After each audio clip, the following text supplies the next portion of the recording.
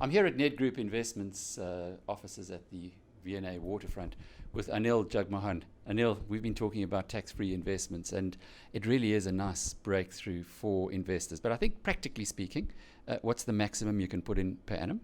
Thanks, Alec. So it's basically 30,000 Rand per annum per individual, and there's a lifetime limit of 500,000 Rand. And we certainly do expect that over time, National Treasury will increase those limits by inflation. I suppose the idea is that you can encourage savings in South Africa, but there's a temptation to put money into a tax-free account and then to draw it out every year. Is there anything that stops you? So there's nothing that stops you per se, but unfortunately, the way National Treasury has set it up is that once you contribute money into the fund, it does count towards your 30,000 Rand limit. So if you contribute, for example, 30,000 Rand, you withdraw 20,000 Rand, you can't really contribute any more in that particular year. All right, so they've put a cap on it. Don't fiddle. This is supposed to mean a long-term investment.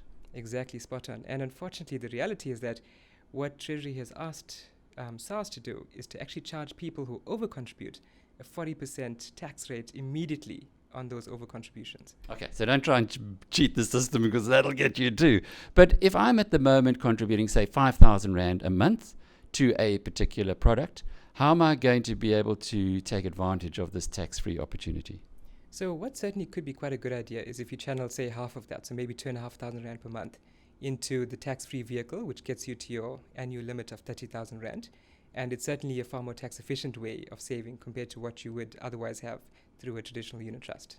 So in other words, if you aren't saving at the moment, try and find 2,500 Rand somewhere to put into this tax-free vehicle, because you're not going to be charged on any tax on the growth.